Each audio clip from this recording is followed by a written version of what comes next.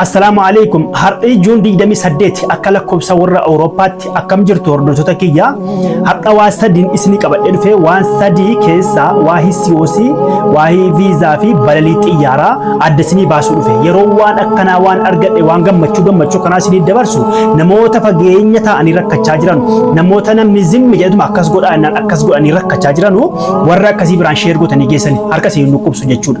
Maaliif namoota hedduu akkas jedhuma zimmeetu namni gowwoomfama. Kanaafuu wanna kanarraa akka ummanni keenya baraaramu fan yeroo hedduu cinqama malee TikTokiin, Facebookii waan aan kaffalwana waa'ee sirraan argadhu.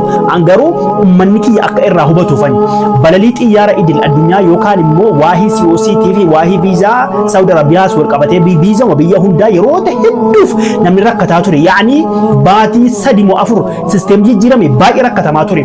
Kanarra immoo waan hin dhagayeef waan gammachuu tokko isinii himuun dhufe.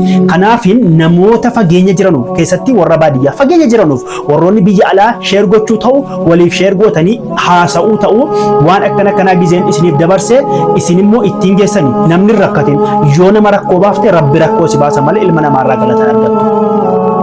Ji'oota hedduu fi waa'ee jalqaba waa'ee COC rakkatamaa ture. Manni COC ingillee akkuma dhaabate kan mootummaa birrii qannaashii yookaan haga 2,000 wayii 1,900 kan jammaramee jira.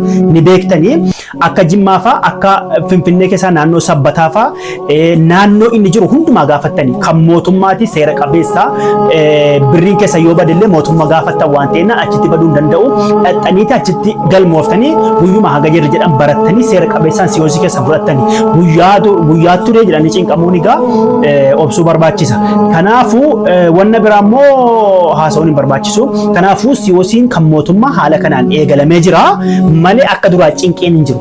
Waa'een viizaa kan jedduudhaan baxamee namni mataan dhukkubee olu taalee gadu taalee barariin har'a barartanii bor barartan jechuun ani 30 dhabe 40 dhabe hundinuu kumatti jira miti. Isin nama goomsaan immoo dhiisaa isinii jecha Saudi Arabiyaan sirraatee jira deemamaa jira akka jedhame ta'uu baatus garuu sirraateera amma akka dheengaddaarraa guutumaan guutuutti sirraatee jira. Alhamdulillah dheengadda baay'ee tokko cimqamaa ture. COC's namoonni tokko argataa jirtanii COC'n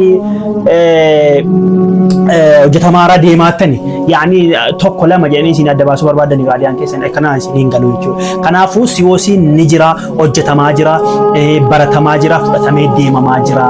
Saudi Arabiyaanis akka dheengaddaarraa sirraatee alhamdulillah amma namni deebi'aa jira. Viizaan bu'aara asii xumurameenaan Itoophiyaa keessa xumurameenaan deemamaa jira. Kanaafuu wanni kun wannan isinitti himuu barbaachisen Dubaay, Bahrein, Qatar, Kuwaitii qofan barari'amne. Kuwaitii sana namni jira hidhee meedikaalis hin gashee maal jiru ammallee baralii hin jiru. Ani nagarree waan arguu dhabe hin beeku, waan namni barachiise hin beeku, ani irraan beeku waa'ee sanarraa. Malee ammallee obsuun gaariidha. Malee asiif achi namni isin oofee balaliin har'a iftaani maali jedhanii kuni namoota hedduu otoo WhatsAppii yaraan asirra maxxansinaan kan dhaggeeffatan ta'e nama boohutti caala wanna kanarraa gizee akkana sagalee dhageessan waliin qoodanii COC'n jammaramee jira seera qabeessaanii karaa mootummaati. Ammas immoo warroonni intanaa ta'uu barbaadanis ni jira jechuudha. COC'n garuu hundaanuu ni jira amma alhamdulillah deebi'ee jira. Isa ittaanu immoo Saudi Arabiyaan akka duraati miti. Kanaafuu namoonni tu tikkeettiin hin muramin birrii kaffaltanii yeroo WhatsAppii irratti iftaan sagalee qabaatan an yeroo hedduu ni mamiti tikkee nama bakkeedhaa isinitti fide warra biirootti birrii tikkeettii keessan agartan malee tikkeettii keessan fudhattanii deemtan malee yookaan warra biiroo isaa walitti hin dabarsan malee maa birrii kaffaltu maa boossu yeroo hundumaa angaafiin koo kana yeroo tokko yoo nyaatamanii lammaffaa nyaatamuun hin barbaachisu sadaffaa fa nama nyaatamu jira inni wallaaluma isa irraa booda baruu hin dandeenyedha. Kanaafuu tokko nyaatamuun ilmi nama dogoggoruun numa jira lama sadi immoo maaliif nyaatamtu nama lama sadi nyaatame jiru. Kanaafuu wanti jiru kana fakkaata. Saudi Arabiyaan sirraatee jira akka dheengaddaatiin COC'n jira gammaddan isiniin jecha sagalee kee sheer walii godha. Salaamu alaikum.